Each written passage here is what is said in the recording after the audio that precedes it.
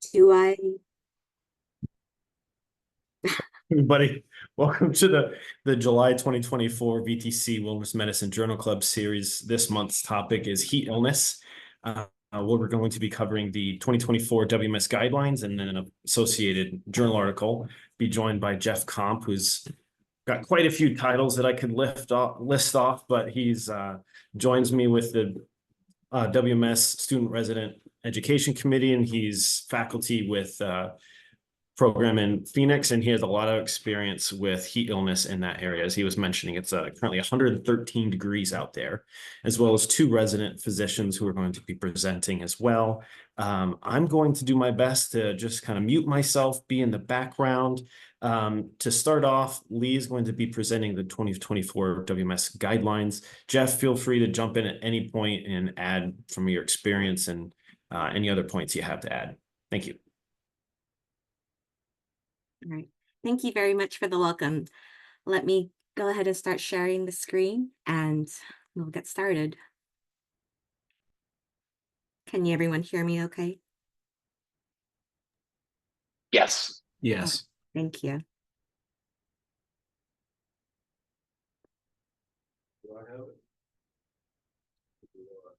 Okay.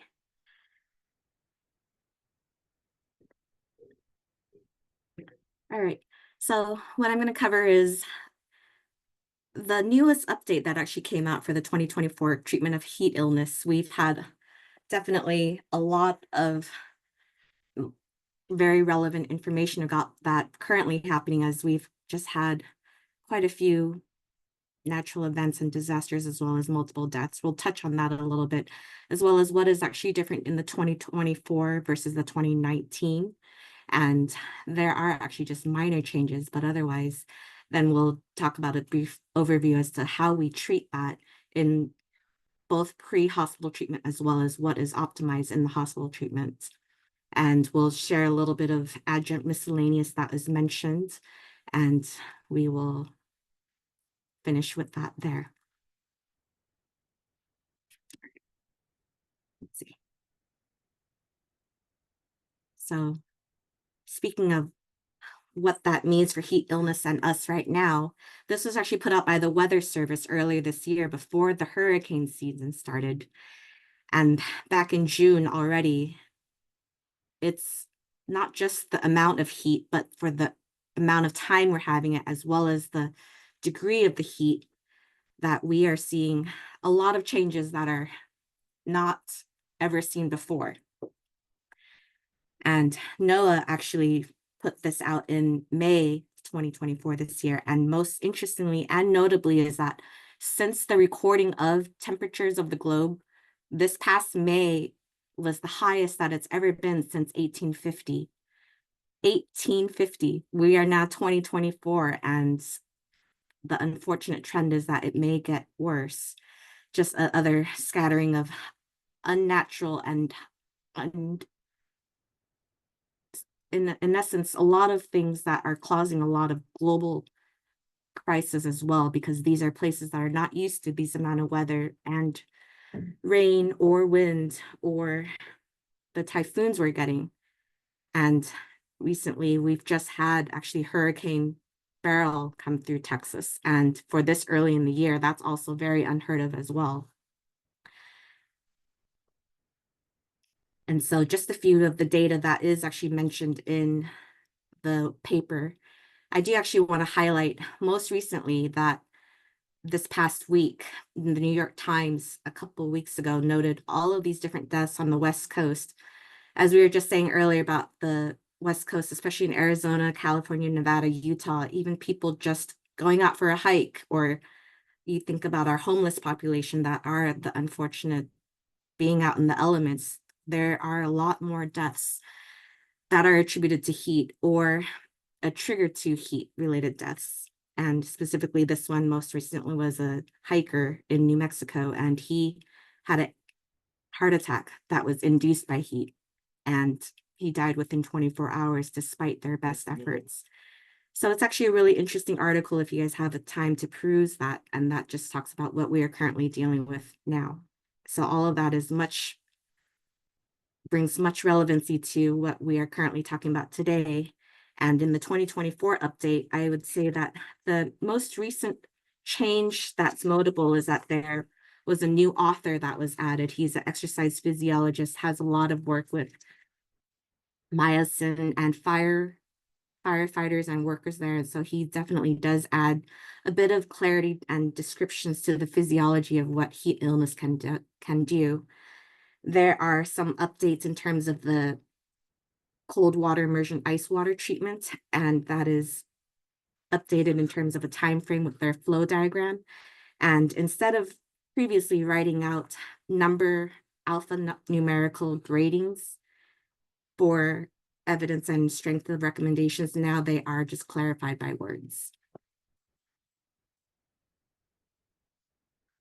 So just to highlight some definitions, when we're talking about heat illness, it is a full spectrum, and that does include quite a bit that is, in a sense, sort of when people talk about heat cramps or, heat edema, sort of taking the colloquial and adding to the scientific of that. We'll clarify that with a bit, but just a little bit of review with the physiology is that there are 4 different ways that we can conduct heat as well as exchange heat in our cooling mechanisms. And what we are going to utilize most with our cold water treatments is the convection, as well as what our body naturally does is the evaporation, and having some clarifications with that with some of the other recommendations previously. And in regards to that terminology, like we were saying, some of it isn't really precise or scientific, but it does at least create a framework for what we're discussing and have a shared vocabulary as to what those outcomes and predictions of treatment would be. So in terms of the mild heat illness, whenever we're defining anything with hypothermia, it would be a threshold of 40 degrees Celsius. Generally accepted is anywhere from 36 to 38 degrees. But this is hyperthermia specifically is when we're above our hypothalamic set point and we're not able to relieve that heat, and our internal body temperatures are rising because we don't have a way to either relieve the external source or be able to take care of that internally, whether it's due to medication or other factors, which we'll discuss. Heat cramps is another mild form that most of the time is tolerated well, and it does pass on its own. Very conservative management. You'll find that with any of the mild treatments, most of this is conservative. If you have a chance to take care of it before they need to come into the hospital or have field treatment with someone who can recognize it, they can definitely be well tolerated and treated without ever being seen by you. And so heat cramps, heat edema, heat syncope, what I do want to point out with this is that there is a difference between someone that is having a syncopal episode due to the heat and having a collapse versus exercise collapse or syncope, where it's actually more of a postural tone loss, or it could be vasogenic, but it's not at all related to heat. So most of these, as you can see, they are conservative managements. Whereas this is actually what the paper does really want to address, is what we do in the moderate to severe settings of heat illness is that, again, when we're trying to relieve heat, our body is actually trying to do that by activating our sympathetic nerve system, vasodilation. I point this out because there is a counter exchange, specifically in our Glaber's regions in the palms, soles, and face, that actually does increase blood flow up to 6 times, which our body is doing. And this is actually one of the highlights that is specifically pointed out that we would want to target with our management as well. So the other factors, of course, why we don't want to catch these people late, if we can, is that we want to avoid the later downstream effects that are pretty septic related, in the sense that this can cause a lot of cellular changes as well as the thermoregulatory failures leading to heat stroke and or circulatory shock. And so we will focus more specifically on heat stroke, and there is a differentiation whether it's passive, meaning it's the classic form or the non-exertional heat stroke versus it being strenuous and induced by it being exertional heat stroke. And with this, you would get more altered mentation, encephalopathy. You could have potentially seizures as well as see them in a coma-like state.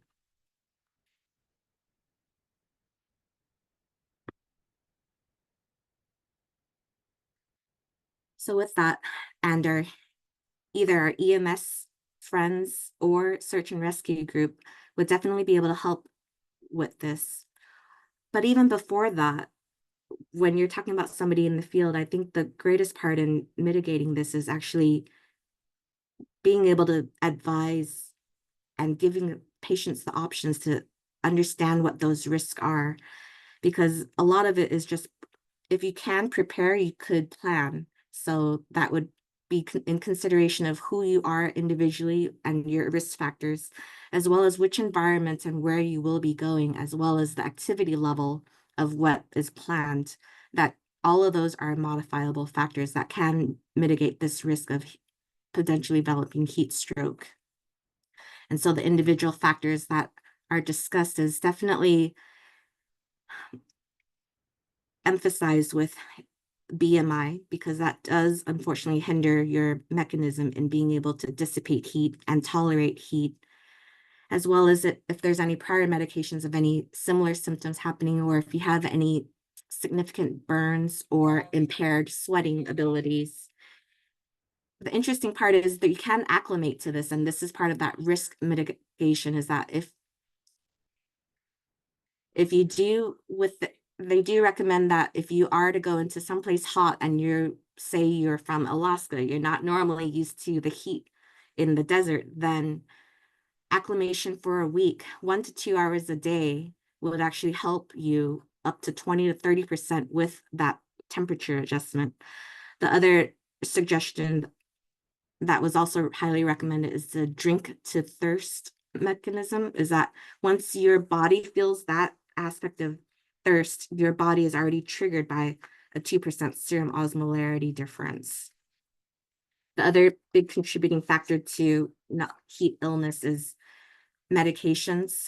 These are somewhat categorized in a way that I feel as though is helpful, is especially if there's any substance use or alcohol use, if there's any sort of blood pressure medications or antihypertensives, or rhythm management medications, or especially any of our psychiatric patients, or if they're already a bit volume depleted by diuretics and laxatives, as well as anyone who does have any thyroid medications. And interestingly enough, I did want to point out that moderate caffeine actually had no detrimental effects on your ability to tolerate heat.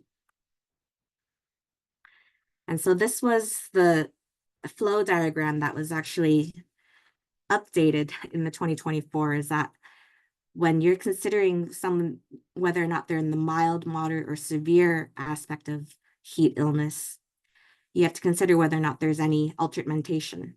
What they did update was that there was an added change to how often you should reevaluate your patients.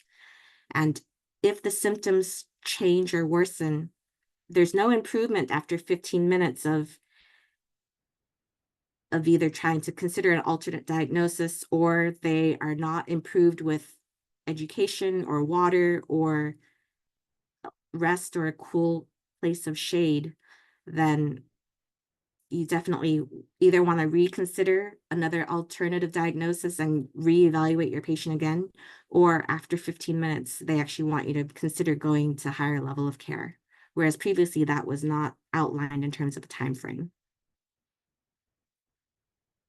And so with field management, you are unfortunately a little bit limited, but what they do recommend is a core rectal temperature, so that you get a true core body temperature of what is going on. And if you do have a high suspicion with altered sensorium, that they do recommend active cooling because you are at that point concerned for a heat stroke, especially if you're in the field and you don't have all of the fancy tools and information that you can get once you're in the hospital. The other option to consider is, again, a passive form of cooling by either moving them into a shaded environment. And this shade is actually best tolerated if there is a difference in your temperature with your body versus environment. And they actually recommend that if there's a differential of less than 20 degrees Celsius. So if you're not able to move them into a shaded area, at least try to get them off of the hot bench or off of the hot floor or ground, putting a conductive layer in between. And this is that return of, if you have limited ice packs and you don't have much at all, then at least make best use of what you can by placing them on those glabrous regions that is getting that 6 times increased vascular dilation to the cheeks, palms, or the soles. And there is a strong recommendations against use of any antipyretics because the set point in your hypothalamus for an infectious process is not necessarily the same as heat-induced that's exertional. So antipyretics will actually not help with the internal temperature. So the other point that is emphasized is that there are more options in the field if you are suspicious of heat stroke or you're able to get that core temperature greater than 40 degrees, is that in exercise-induced exertional heat stroke, they do suggest 1 to 2 liters of fluid for adults and 20 milliliters per kg for a pediatric. And if they are severe and if your EMS protocol allows, they actually suggest 3 boluses of 100 cc hypertonic saline every 10 minutes or until altermentation resolves while rapidly transferring en route to a higher level of care. The other option is that if it's available, or this may be more like a search and rescue situation, is that they can put themselves into what they would consider a tarp taco, and that would be folding up all 4 ends of the corners and taping that. And if you have any ice water or any bodies of stream, pond, river that is free flowing and not stagnant, that has cooler flow of water, that can also act as your impromptu cold water immersion. And they recommend that if there is return to baseline within 2 hours and this was exercise induced, they actually can say that this person can be conservatively managed and there is no need to go to the hospital for further evaluation. But if this was non-exertional, you're elderly, they are found down on the ground on a hot day at home, no air conditioning, then despite these measures that are initiated, they still do recommend going to the hospital for further evaluation and care. And, oh, I'm sorry. And evaporative cooling, where that would be use of ice towel or ice packs or cool wrappings or anything that's wet and saturated and placed on the patient, that is actually considered second line compared to cold water immersion therapy for the field.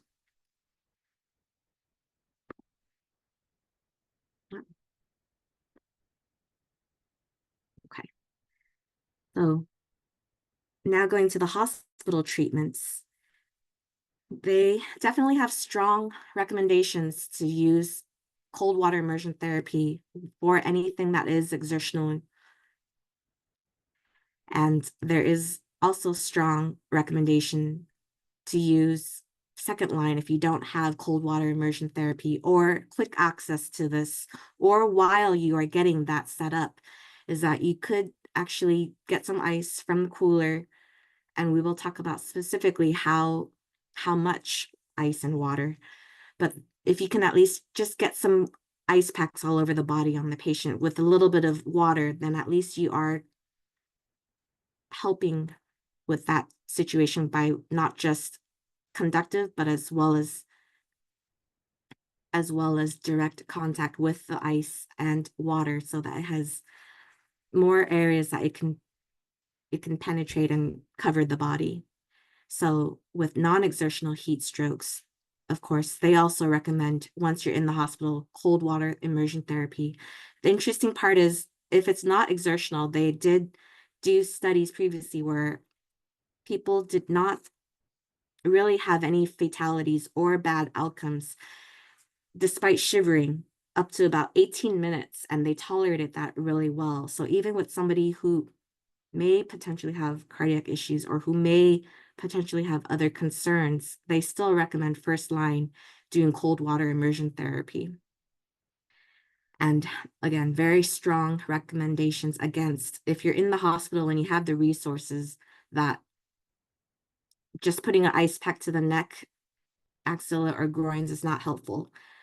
Putting ice wet towels to those areas or body surfaces is also not helpful, because what we are trying to do is avoid the body getting hotter and hotter and starting that apoptosis septic-like picture.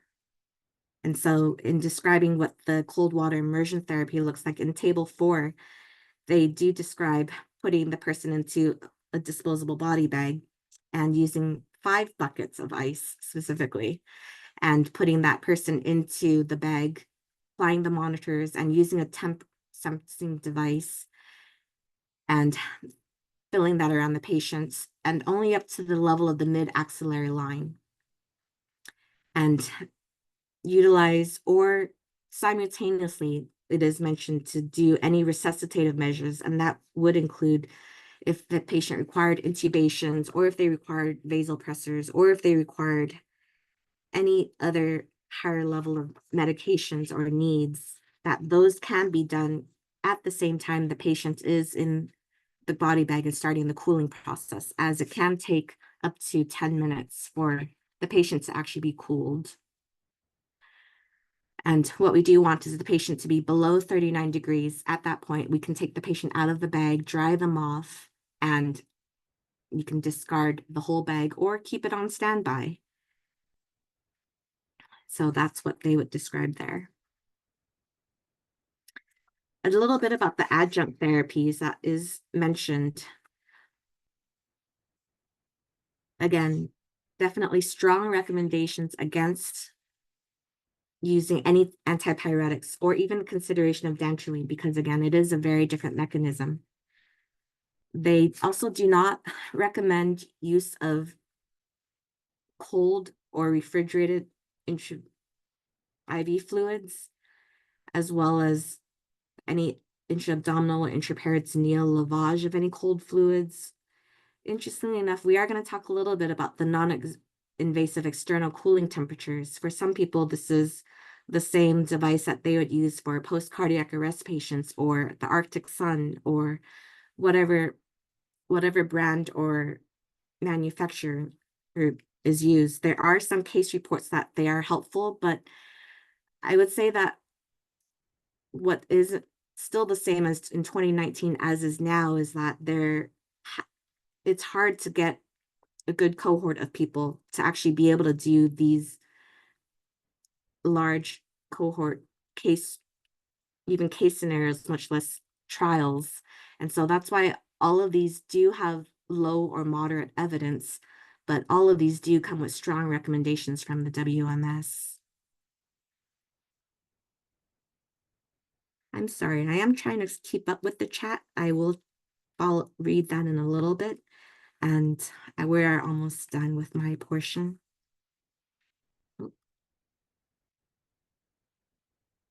And so with that, these are my sources. So again, I do recommend, if you guys have a chance, to just read that article with the New York Times. That was in the July 12th of this year.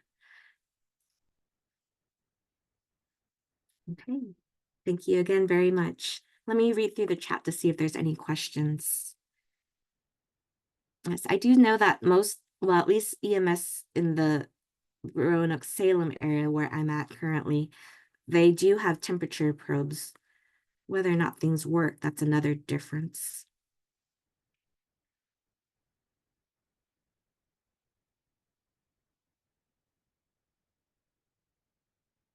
And the the regard about getting rectal temperatures in the field treatment, yes, it is something that does have to be managed as well as evaluated carefully, because most of the time you do have to consider patients' privacy and being able to get access and such.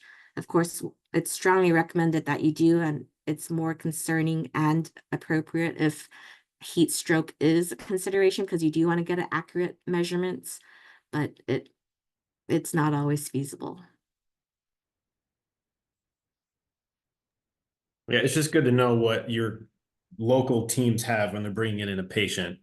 Um, Quite often I'll have like the medical director of local EMS crews, if they send their fellows in with a patient or they're coming in themselves, they're like looking to see which attending it's going to be. Because often I'm not sure if everybody's ER or what specialty exactly, but there's a lot of negative interactions with EMS personnel bringing in patients. And when they interact with the staff, nurses, in hospital medics, and the attendings and residents, um, based on not understanding what it's like pre-hospital.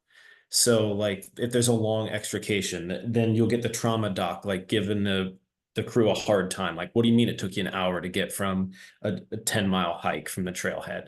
Or what do you mean there's no temperature? So just understanding the resources that these crews have can really kind of paint a picture of what happened pre-hospital and what resources they have on scene and en route. Um, that's mainly what I was trying to get to in that post there. But thank you very much, Lee, for presenting. I've never seen a presentation like that. I have no idea how you made that. So that was awesome. Any questions about the guidelines and everything she mentioned?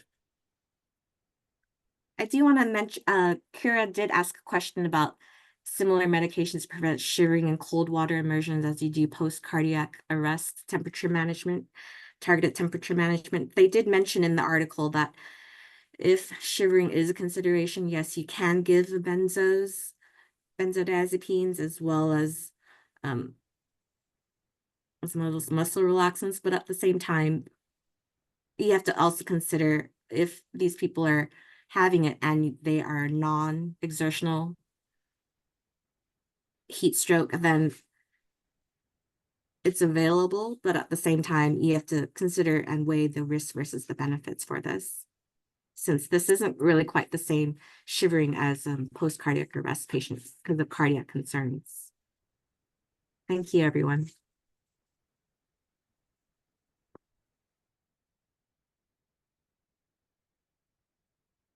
Has anybody been involved in a heat illness resuscitation as a like pre-hospital setting on scene? Okay. Anybody been like at a sporting event and seen any like care on scene? I had Okay. a guy yesterday that was a lacrosse player, teenager, who did not have heat stroke.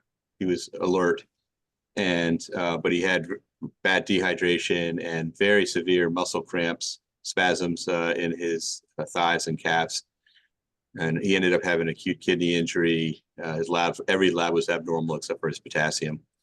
But he was young and he was taken to ER eventually, and after like 6-7 hours was able to be discharged, feeling a lot better. That was just yesterday, like 90 degrees, humid. Hey, Justin, not to call out personal experience, but you mentioned it. So can you describe your experience in the Grand Canyon and what it was like to actually Yeah, have heat so exhaustion? yeah, totally. So I had done South Kaibab Trail over to Bright Angel, and I went along the river. Sorry, I'm getting like a weird light right now, trying to like hide in this one little beam. Um, but yeah, so I had gone down, and of course, the folly to anybody that hikes the canyon is that you go down very easily, but coming back up is the trouble. And then mixed together with the heat, they have all those signs for people that have been to, Arizona or to the Grand Canyon. There's like this guy that's bright red and he's vomiting nasty green or yellow like liquid. And it says, be careful, like always take more water than you think that you need. But regardless, my experience was that on the way up, I started noticing that I was moving a little bit more slowly. I felt more probably heat cramps is what I described them, but definitely pains kind of in my arms and legs as I was moving. And eventually I reached a point where I just couldn't keep moving forward. I physically needed to lay down on the side of the trail with some rest, with some, I guess, evaporative, because it was putting water kind of on my body at that time.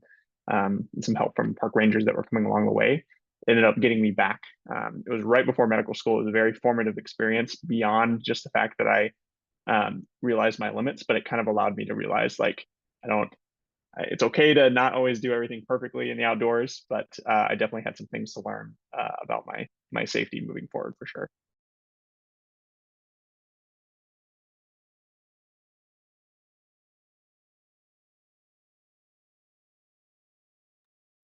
I think you're muted, Dr. Gardner. Thank you. They've definitely improved. I don't know about all national parks because I was only in 2 of them last year, but Grand Canyon significantly improved their signage for heat illness versus they actually had some inclusion of exercise associated hyponatremia, which I thought was kind of cool, but they've really improved it recently. There were some deaths in the Grand Canyon from like excessive water ingestion because the field guide only mentioned heat illness.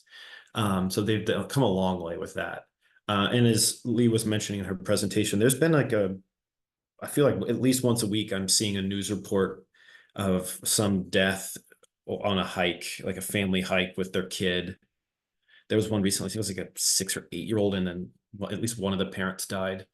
It's pretty consistent. So as much education as we can give our patients and friends and the community with wilderness first aid courses, WLSMP, anything you teach and are involved with, like hopefully we can improve knowledge of ways to mitigate and notice heat illnesses. But before we get into like the nitty gritty of like on-scene and inpatient care, I figured we could transition to our journal article, and then we can kind of like really get into like how to do this stuff with Jeff.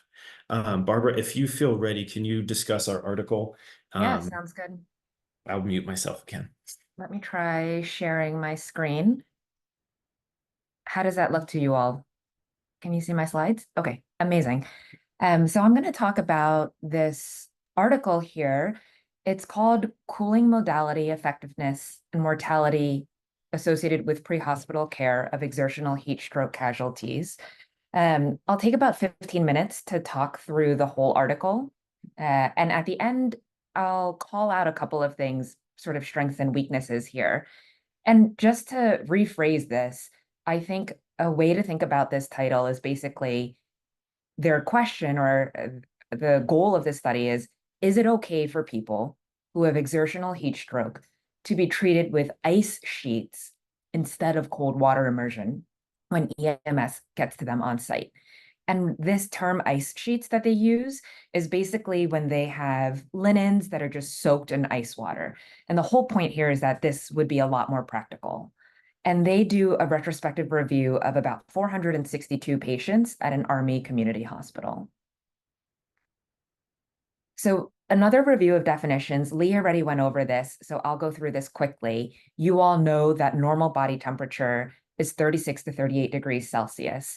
And then if you remember Lee's slide on sort of moderate to more severe manifestations of heat illness, these are the 3 main ones. There's heat exhaustion, heat injury. Sometimes people will call that out as a separate one. And then there's exertional heat stroke. And the way to think about this is that heat exhaustion, you'll see there's a bit of a temperature difference, but the way I think about it is that heat exhaustion is maybe almost like what Justin described, where you feel like you just can't go on anymore. You can't maintain cardiac output for whatever activity that you were doing in the setting of hyperthermia. For heat injury, there's some manifestation of end organ damage. That might be rhabdo, that might be an AKI. And then for exertional heat stroke, like a couple of people have called out already, the key here is that you're altered in some way. And so you do have central nervous system dysfunction, but it can be as something as mild as confusion or slurring your words all the way to being completely obtunded. So those are sort of the ways to distinguish the 3. And this study is really focused on the top here. It's only looking at people with exertional heat stroke, meaning they are altered in some way. And again, as Lee mentioned, the gold standard treatment for exertional heat stroke, which is widely accepted, is cold water immersion. But if you take a look at these photos that I just pulled from the internet, it's really not that practical, or it would be really hard to implement this. If you come on scene and you see somebody with heat stroke, I can't imagine how many times you would be able to actually do a cold water immersion. And the goal of this study is to ask, well, can we use a different method? And I want to emphasize that part of the background of the study is that the reason why they're investigating these different methods and what they really focus on is that the rate of cooling is what matters. And there are a couple of different systematic reviews that this study cites that shows how outcomes are really tied to how quickly you cool somebody. And it seems like it's accepted that if you can cool somebody at least 0.15 degrees Celsius per minute, then they're significantly more likely to survive and survive without complications. And so this is sort of the meat of the issue is can you cool somebody with different methods at an appropriate rate? So can we use ice sheets? Now, they say that this is basically accepted as treatment at the scene of care and en route across the entire US Department of Defense and in a lot of the sports community as well. So I took that to mean that a lot of their protocols right now use ice sheets. Like they don't necessarily cold water immerse people when they have recruits or cadets who are having heat exhaustion. And they said that it's tricky. They said ice sheets has gotten a lot of flack because there's been laboratory data, meaning they study hypothermic people in a laboratory, totally controlled setting that suggested that the rate of cooling is not good enough. And so there's a group of people who say that ice sheets is inappropriate as a method for cooling people. But this group said, listen, this is what we do with the US Department of Defense. This is what a lot of people do in the sports community. That's lab data. Those for ethical reasons, you can't even get those people that hot anyway. You can't really recreate reality. Why not look at the field data? Which is why they do this retrospective study. So again, the goal here is to determine the cooling rate of ice sheets. I want you to remember that because I think the way they conduct this study is interesting, and we should talk about whether or not it answers this question. So the study goal is, what is the cooling rate of ice sheets? Is it good enough? Is it appropriate? And what they do is they poll everyone who's had exertional heat stroke from the records of the Benning Martin Army Community Hospital. They get about 10 years of data. And they said the only people that they're going to include in this study, which basically takes it from over 1,000 down to around 400, is if they have all of this data available. So one, they need to confirm that they really had exertional heat stroke by being able to say, yes, this person was altered. They had to know which cooling measure was actually used. They had to have the rectal temperature at the moment that EMS arrived. They had to know how long it took them to get to the emergency room. And then they had to have a rectal temperature at the time of arrival to the hospital. And that makes sense, right? Because then you can calculate the cooling rate. So another way to kind of look at this visually is on site, they have their initial temperature and they split it into two groups, basically. Were you less than 39 degrees Celsius or were you 39 degrees Celsius or higher? They had to know whether it was ice sheets or it was complete immersion. And then there was a group of people actually who didn't get cooled at all. There was no active cooling. They had to know if they were altered because this is how they defined who was actually suffering from exhaustion. Then they have the time it takes to get to the emergency room. And then they say, this is how we calculate the rate of cooling. So it's basically the temperature at the time they get to the emergency room minus the temperature when EMS got there divided by minutes. So that makes sense. Okay, so let me walk you through the results. And I'm going to just lay all the information out. And then I want to pause and ask you all if this really answers the study question, which is the rate of cooling for ice sheets. So they said they had about 1,500 people. I do want to call out that it was all de-identified. So this was not IRB approved. This was just like a retrospective, purely de-identified study. They end up with about 652 who had altered mental status and therefore met their definition of exertional heat stroke. And then remember, they had to have all the data available for analysis to be included in the study. So now we're getting down to 462. So the vast majority were cooled with ice sheets. 363, that's about 80%, were cooled with ice sheets. 49 were cooled with immersion, and then 50 got no active cooling at all. The rate of cooling for ice sheets was 0.07 degrees Celsius per minute. The rate of cooling for immersion was 0.12 degrees Celsius per minute. Then they go on to say, we're going to take this 462 group of patients and we're going to split them into two groups. There's the group that had a lower initial core temperature of less than 39 degrees Celsius. And then there's a group that had an initial core temperature of 39 degrees Celsius or higher. And they said that the group that's not that hot cooled really slowly at 0.03. And then the group that was hotter cooled a lot faster at 0.16 degrees Celsius per minute. And then they did a t-test here to compare and see if this was statistically significant, and it was. And so I think a punchline here is, if you have a higher initial core body temperature, you cool faster. There was no statistical test done to compare these two methods, ice sheets versus immersion. And remember, you need at least 0.15 degrees Celsius per minute cooling in order to be considered sort of appropriate or adequate care. So again, I just want to call out here, 0.16 degrees Celsius per minute for the really hot group. And then for the group that was cooled with ice sheets, they cooled at 0.07 degrees Celsius per minute. They said there was only a single fatality in this entire cohort, which is a super low mortality rate at 0.20% mortality. And they take this to say, based on this data here, they say ice sheets is an appropriate cooling method. So let me show you two more slides, and then I want to pause for discussion before I give you my take on this. So I think this is really interesting and good for us to know, which is they showed that the cooling rate increases linearly with your initial core temperature here. On the x-axis, you have that initial rectal temperature. And then on the y-axis, you have the cooling rate. And they basically show that the higher your initial body temperature, the faster you cool. This is the entire cohort, 462 people.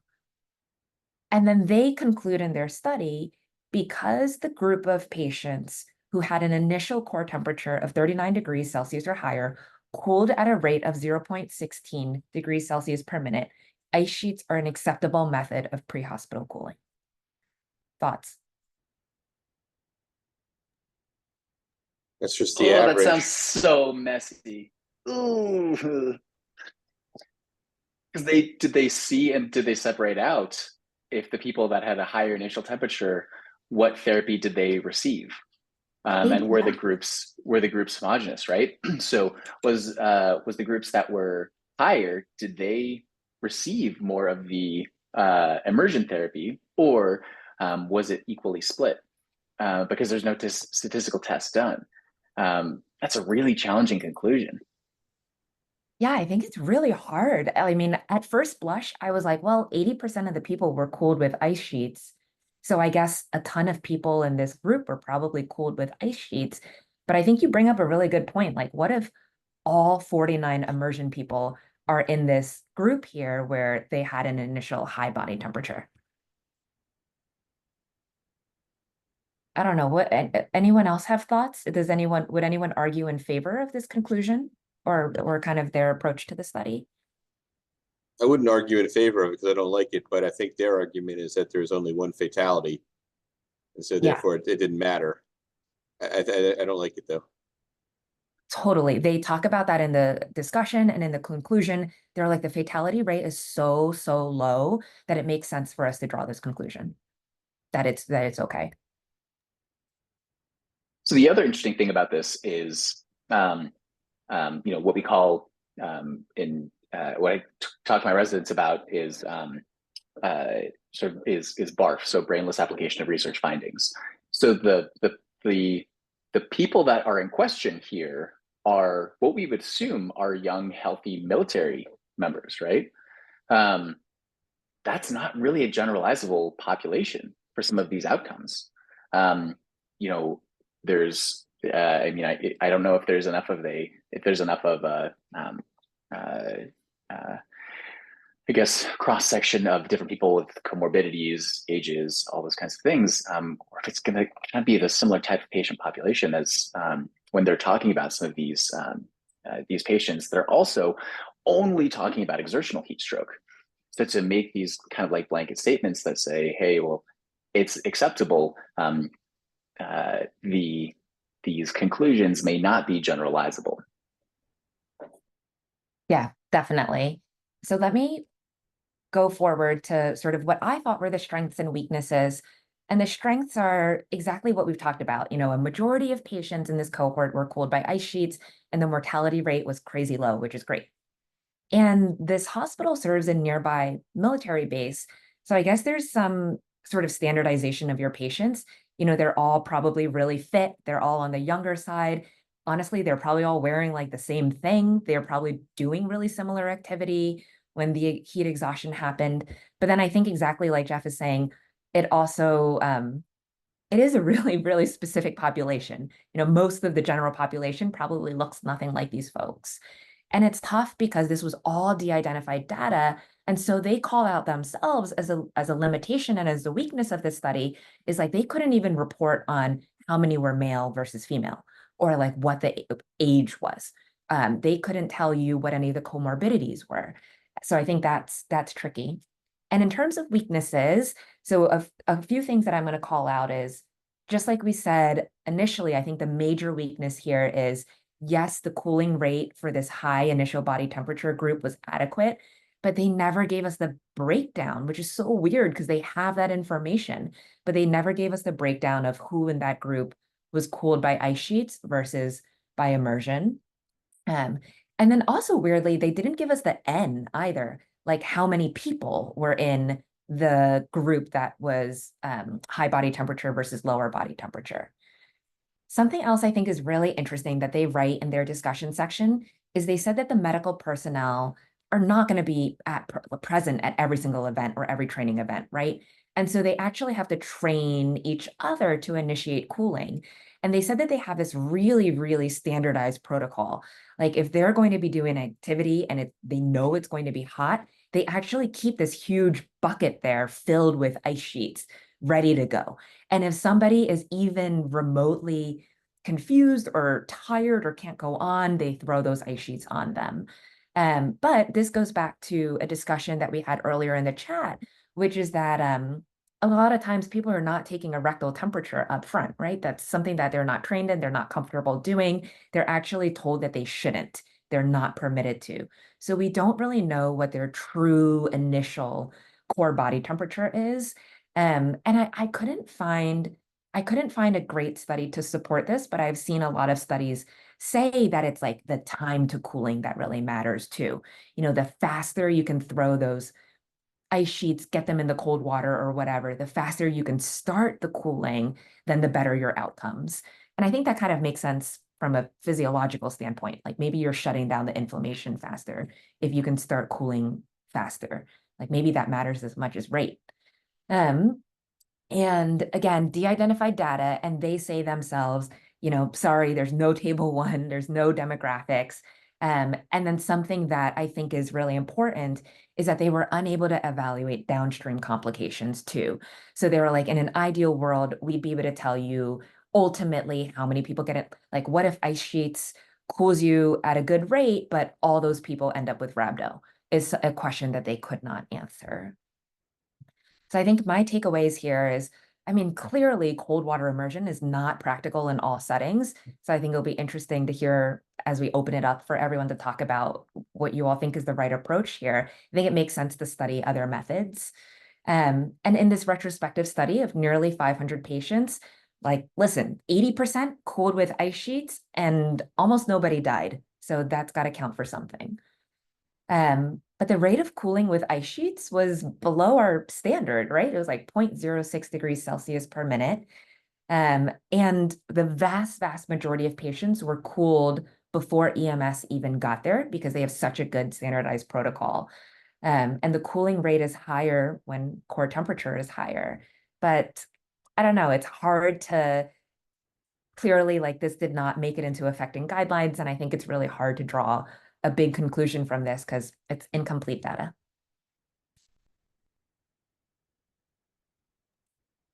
Great job. I think it was great to focus on, like, this sounds, if you're not reading closely, it sounds like a great alternative to what we assume is the standard, immersion.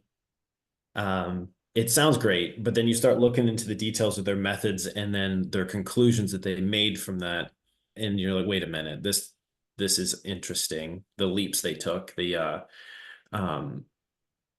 lack of information that they gave about their population, or the lack of information they could give.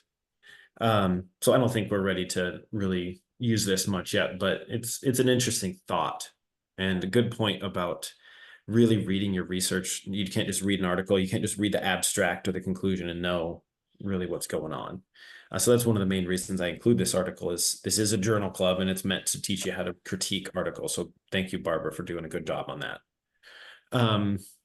We are currently writing our protocol for heat illness, and we were discussing like things to include, and things we've kind of decided is to keep things simple. Give too many choices, it leads to some interesting outcomes.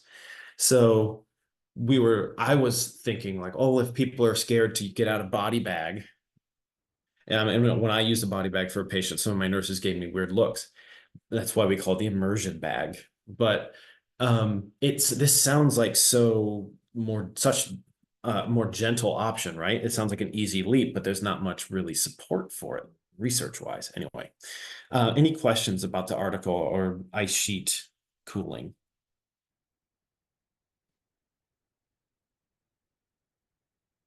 Okay. Well, thank you, Lee and Barbara, for great presentations that covered a ton in a very concise amount of time. So good job.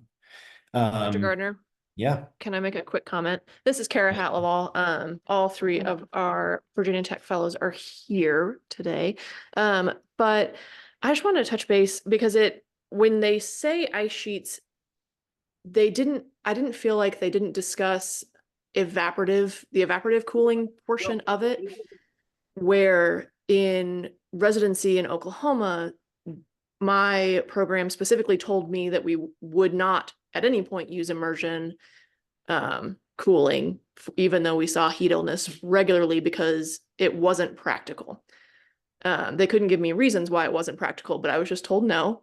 And so the alternative was the concept of ice sheets, but it was cold water sheets with large industrial fans, providing a continuous evaporative cooling method over that. And that was the only method, that was the best method that they felt that they could use in the emergency department to continue with cardiac monitoring as well. So I was just curious.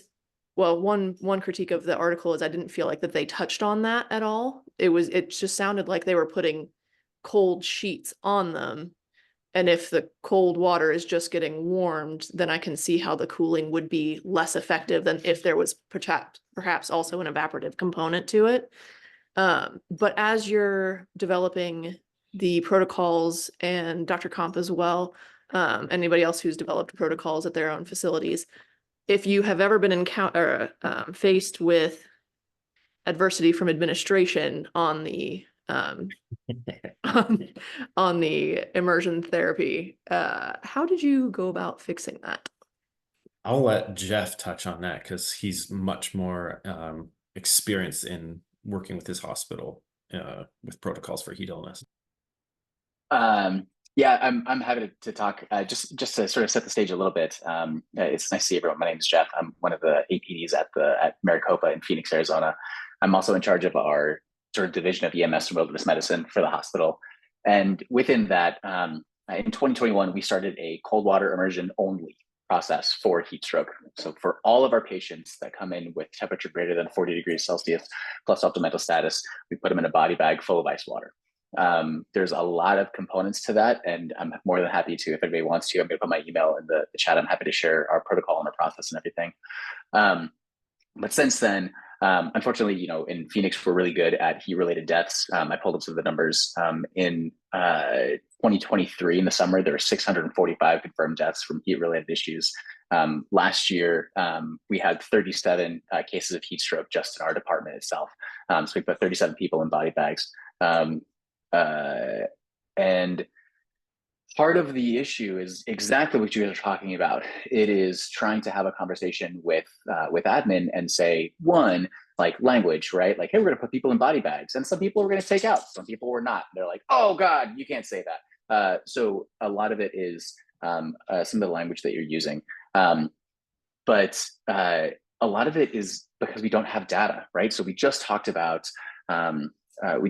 how a lot of the information we have on heat-related issues and emergencies are from either young volunteers or military recruits or athletes. We don't have a lot of information about classic heat stroke. And what we're really finding in some of our research and data that we're looking at from the last 3 years of summer is that in reality, it's a little bit of a mixed picture.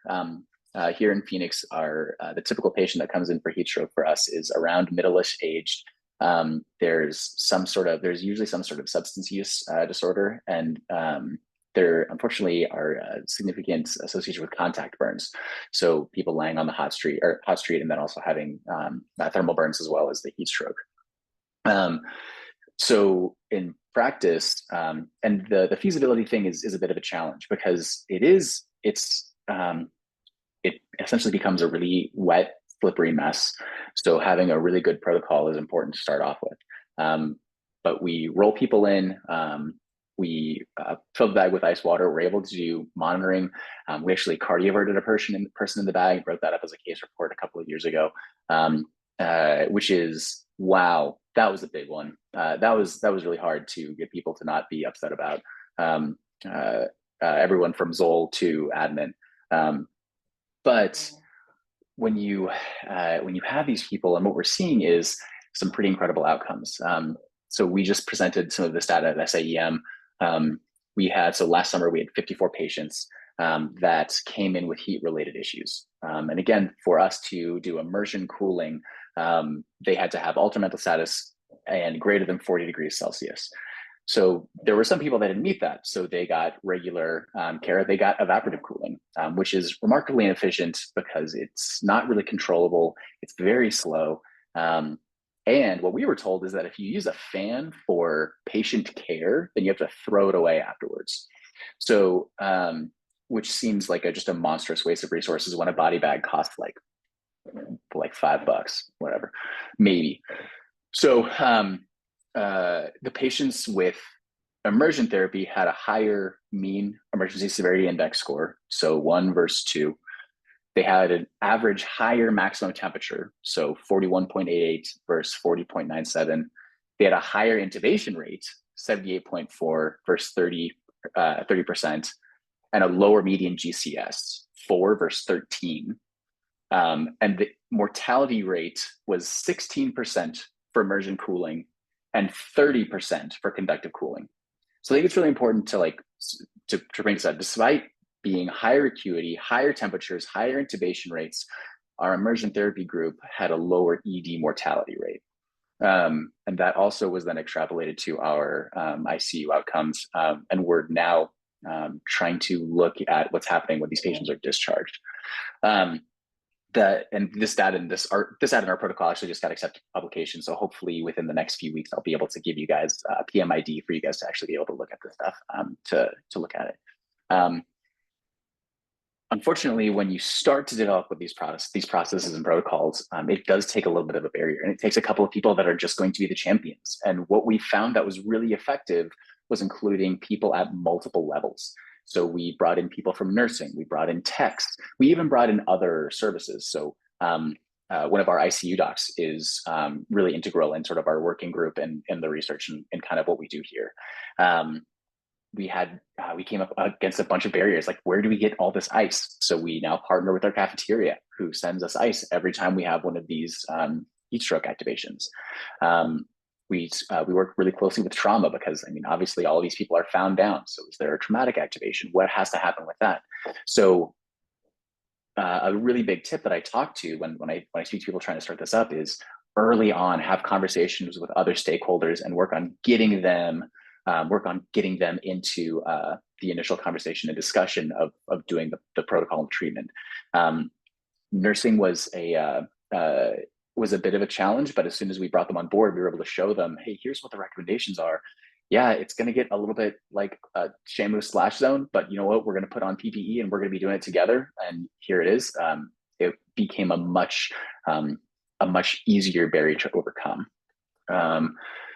So I think that's one of the first ones. And then the next one is education.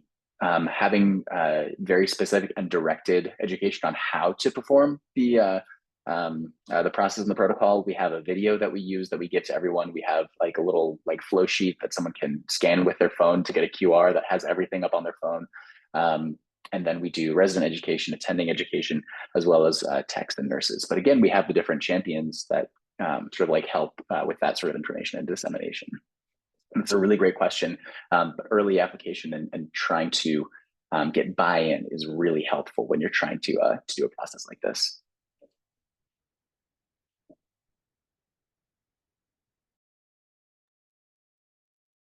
So I did a body, let's call it immersion bag cooling of a heat stroke patient recently. And it was the first time it had been done at the hospital I was at. And I basically just talked to my team. I was like, look, we're going to be doing some weird stuff. It might be a little messy. It's just water and ice. So it's not, dirty.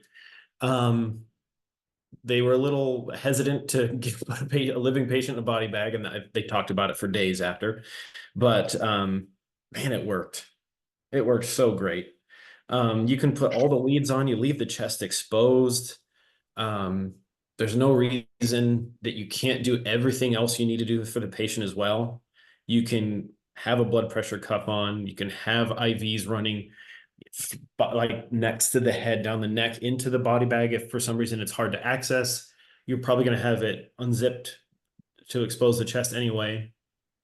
There are some like interesting aspects of monitoring that I hadn't thought of before performing it that I'd love to talk about, and Jeff would have more experience and can give us pointers. Any mess that was involved was just putting the patient into the second stretcher, just moving them from the wet immersion bag stretcher to a dry, clean second stretcher. It was the only point there was anything that got on the ground at all. And all you have to do is plan things out. So you're like, well, we do trauma log rolls all the time. And, you put the x-ray board under them, you move their clothes through. It's kind of the same. Tuck the body bag, roll them out, pull the body bag, boom, they're out. And then just move them onto the stretcher and they're good. And if you're thinking ahead, you can even have like 2 sheets on the second stretcher. And if you have any water ice that gets onto the second bedding, you can just do the same process and move that out. And then maybe cover them in a blanket afterwards. Any mess involved is shockingly easy to clean up with a couple towels and a mop. So I think it's pretty low concern in that regard. The 2 things that I definitely saw that would be good tips and things that I wish I would have done were, we used a temp sensing Foley, and it's essentially in contact with ice water inside the bag. And we were definitely getting some really erroneous results on our monitor. It would say, first off, the patient was 107.9 degrees when they came in, but it would say like, it took a long time to rise to that temperature. And then that we had from like the rectal temp. And then it was just up and down and up and down and up and down. So we were just not trusting it. So we were doing spot checks with the rectal probe. We could have just done an esophageal probe after intubating initially, but I wanted to give the patient a chance to not be intubated. Maybe they'd magically recover with cooling. They did not. But it would have been a way to check temperature invasively, accurately, without the weird temp sensing problems I had. So if you have an obtunded patient, you're probably going to intubate them anyway. Just put an esophageal probe. Those are the two main things I saw. But they were actually like super amped about it. Like I wrote an article on it recently. All the nurses wanted to read it because it was an article for nurses. They all wanted to learn more about environmental medicine. So like you get a case like that, and as long as you like approach it correctly, everybody's excited. Everybody in ER likes the crazy stuff. If that had been at the large hospital, it might have been some looky-loos and some weird looks and weird judgments, but I mean, everything went right. Patient was extubated completely back to baseline pre-functional status. So evaporative cooling, like Jeff said, is inefficient, it's slow, and well, it doesn't work as well. Ice sheets or other options, if they were included in a protocol, I think would just muddy the waters. So I think having like heat stroke, not heat stroke, and treatments accordingly with that. So there's something I've seen, and it was mentioned in the, I think it was the WMS guidelines, or maybe it was in Barbara's presentation, but the Arctic sun. Has anybody used the Arctic sun for any reason? Not just heat stroke. Maybe you'd see in the ICU. Targeted temperature management back in the Yes. day. Yeah. A Yeah. post cardiac arrest VTAC. Post arrest. Yep. It's for controlled temperature. It's not for rapid cooling. I just looked it up because I wasn't entirely sure what the cooling rate was. So what was the rate in Barbara's presentation that showed improved mortality? Faster than 0.15 Celsius per minute, I believe, right? Yeah, that's right. The Arctic sun gives you 1.49 degrees Celsius cooling per hour. So if you divide that out, it's way too slow. First off, it's a giant thing. It has giant pads that cover like the torso, the legs. It's huge, and it makes other patient care hard. It's never stored in the ER, so you have to send somebody to get it. But it's a crutch.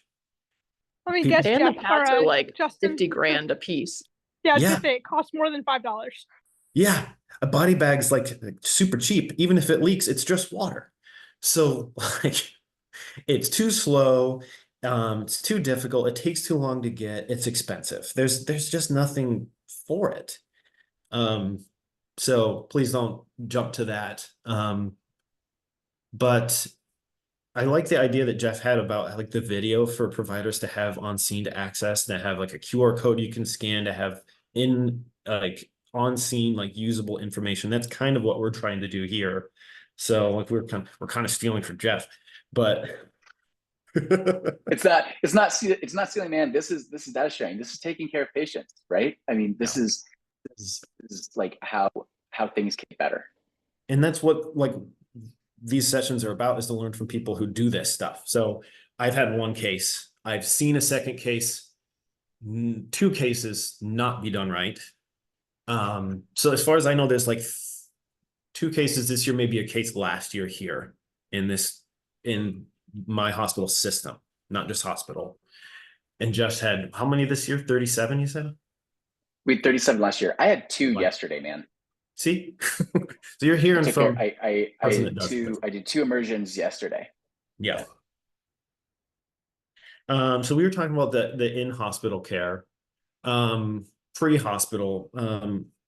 One of the presentations had like the big tub with patients dunked in it. If you pay attention, a lot of the sidelines of sporting events have those just sitting there with big tubs of ice water. I don't know if it was this article, one of the articles I almost chose, almost because of where it was performed. It was at the Corey Stringer Institute. So Corey Stringer was he a lineman, I think, with the Vikings? And I don't remember what team he played for, but yeah. he was yeah, Minnesota. I'm not sorry guys, so you're gonna tease me. I don't watch pro sports, but he was falsely diagnosed with like heat exhaustion or just like lightheadedness from being out of shape. They did not treat him like a heat stroke patient should be treated, because he was sweaty. How could you have heat stroke if you're sweaty? He died that day.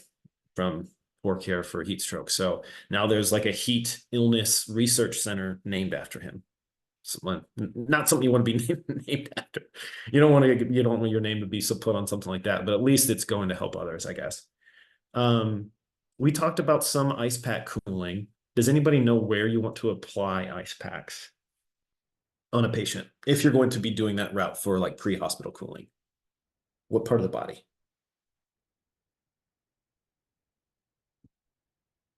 It's fine to guess. There's a lot of body surface area we could choose from. So classic was like axilla, neck, groin, right?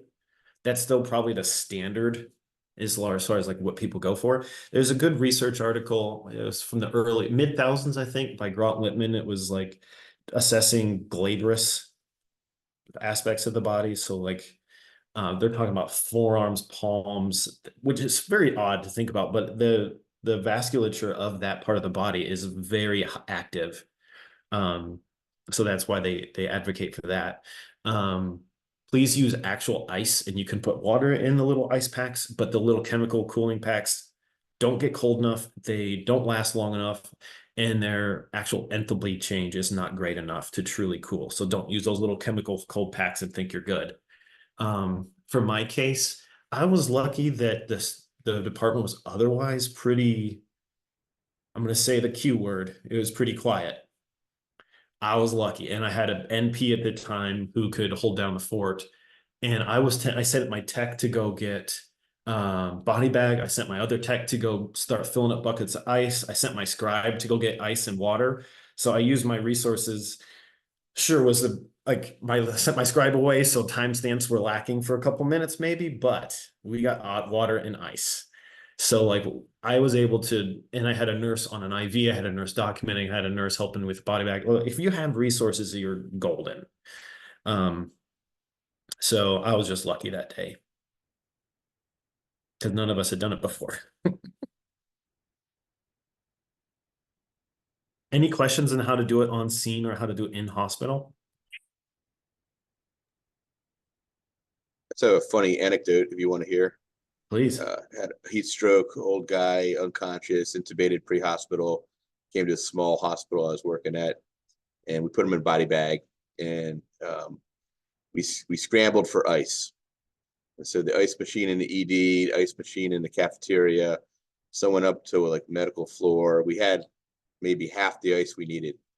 So one of the techs went to the local Quickie Mart type of place, got a couple bags of ice.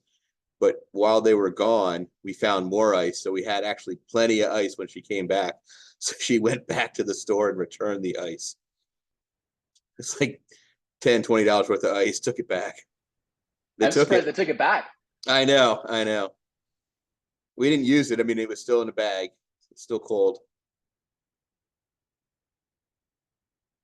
Yeah, I was lucky. I forgot. We even brought the security guards in on it. They went down to the cafeteria and they brought back giant bags full of ice. They were actually like super happy to be helping in patient care because a lot of the time I think they're watching Netflix. But it was just great to like get all the resources pulled for something. Just something that we really realized too was people really want to help. So when we reached out, we didn't know what the food service guys were going to say. If they were going to be like, nah, I don't really care. But they were so excited for us to say, hey, it's going to be incredibly important for you to give us a hand. And they figured out their own workflow. They figured out their process. We have these huge, like industrial, like multiple gallon plastic tubs that we just take out of the freezer and dump in the bag. And then they get whisked away and refilled. We've had at most, we've done 3 at the same time. So we're there's constantly kind of always going. So they were really, really excited to work with us and to partner and really feel like they were like really making a huge difference because they are. Those silly little cup like dispensers that give you that like little tiny like styrofoam cup of ice for them to chomp on is not enough to do a cold water immersion. Jeff, that is absolutely awesome to hear. One question I had about the methods of the research paper, they said that they kept bins filled with ice sheets. So why could they not just keep an ice bath prepared for big events? Because if you're going to do something like an ultra race or something that where there is a high risk of heat emergency like this, if you're going to be preparing, just think ahead of time and prepare an ice bath like they do at football games or football practices. Have that available for you. So if you need it, you can do that cooling on site. So the article does mention why there were some patients cooled with immersion and some cooled with the sheets. So they were basically saying the commonly used parts of their base where there's always like consistent daily large groups practicing running drills, they have the tubs there and they could do immersion at those sites. But when they're doing like scout training, when they're off in the boonies doing like their overnight training, those are the places where they're doing the sheets. At least that's what I took from their article. If they're getting there on like a quad or some type of like small gator type vehicle, I don't know why they couldn't bring a tub, but I guess they're bringing probably a driver, two other providers, and there's just limited space. But that was their main reason for differentiating. It was like mobility. I'm obviously a huge cold water immersion fanboy, but to be a devil's advocate, there is a bit of like a biohazard, right? If you're at a large mass casualty event, you have to be able to refill the water baths because it's pretty much single use. You don't really want to have multiple people kind of getting dunked in the same like gross water bath after a while. So that might be a limitation where maybe you can have multiple cold sheets that you could just tear the top one off and throw it on someone. That's potentially some time, but again, there's always room for multiple body bags. Can I chime in for 1 second? Mm-hmm. Been a paramedic for 20 years, and also PA, but just like the ice sheet thing, like the first thing that comes to mind is like a, like crusty paramedic is that most EMS is about, bolus of diesel fuel. And so just take the person to the hospital. And so like, oh, we could throw this ice sheet on them and take them to the hospital. And so I think one takeaway from that is, and I'm not sure that's what's going on, but that's, always my first suspicion. And so if anyone is doing medical direction or working with EMS and talking about these types of things, it is definitely not within the normal practice of EMS to stay on scene and do like cold water immersion. So if that's the intention, if we think that's the best treatment for these patients, then you have to push that out to them, because otherwise they're just going to, like the 40, 50 patients that receive no treatment, that's the same idea. It's like they're not intentionally not doing the right thing. They're just trying to take the person to the hospital, which is what they're told to do. And so if we want them to stay and cool the patient, then they need to know that they're supposed to do that. And the other thing is that we do, I guess, put in the chat, we do search and rescue in Western North Carolina. And so we try to figure out, like, so, we have nearby, we have a lot of rock formations that are 3-4 mile one-way hikes that are 1,000, 1,500 feet of elevation. If someone gets to the end and now they're heat stroking and we have to carry them out, we have to hike in the 3 miles and get them. And it's gonna take us a while there's no like flying them with helicopters. That's not an option. So we have to hike them out. So like we've done this experiment now recently. We can hike in 20, 30 pound bags of ice up the trailhead, and like we can get up there in 45 minutes. And again, it's gonna, like, we can start moving the patient, but it's gonna take us like at least an hour, 2 hours, 3 hours to get them out. And so like we can be like hauling ice up there and putting them in a body bag and immersing them and doing that as we're coming out. And that's one of the great things about SARS. There's no hospital administration or anyone else telling you can't do it. And so if we can do it on the mountain, then you can do it in the emergency room. So. Dan, you bring up a couple of really great points. And actually, we're working really closely. Phoenix Fire is now doing pre-hospital cold water immersion. So we're working with them really closely. They have ice. They have ice at the stations. They have bags on their trucks, and they're bringing us patients that are in cold water already. There are a couple of places that already do that as well. I think San Antonio Fire does, and I think a place in Florida does. but we're now starting to see some of the outcomes of that, and we're working on hopefully getting like a citywide publication with all of our hospital outcomes on how we're doing with the pre-hospital cooling for cold water too. The other thing to think about is, especially in search and rescue, and this is actually an interesting topic that I don't know if this might be a little bit out of scope of what we're talking about, but if you were going to be doing cold water immersion, if we're saying and looking at our data, we're cooling people at a rate of around 0.13, I think, degrees Celsius per minute.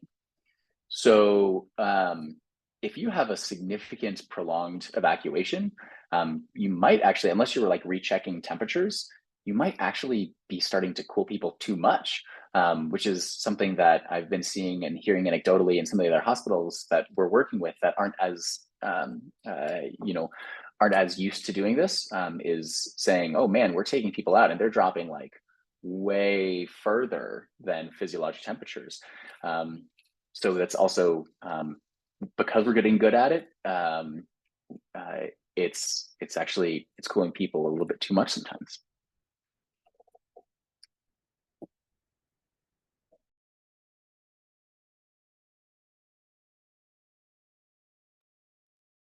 I think another thing I just wanted to mention, and at this point we've been doing this an hour and a half, but when I was a resident, it was my first ever experience with a heat stroke patient. I think it was before I was at all involved with the WMS, but it was patient somewhere. We had two in the same day, which I thought was weird, in Detroit. But it was an elderly man, maybe 70s or 80s, found in his car on the side of the road. No like severe damage. He just kind of like swerved off and was found later in the middle of summer. So he got exposure from like being in closed space in a car. And my attending, who was a EM/IM dual residency trained experience attending, like years and years, his exact first thing he wanted before monitors, before fluids, was rectal Tylenol right now. And I was like,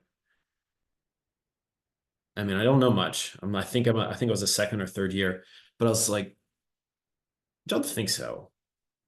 And then we had later that day another 60 or 70-year-old guy who was down in a sauna at like the local country club.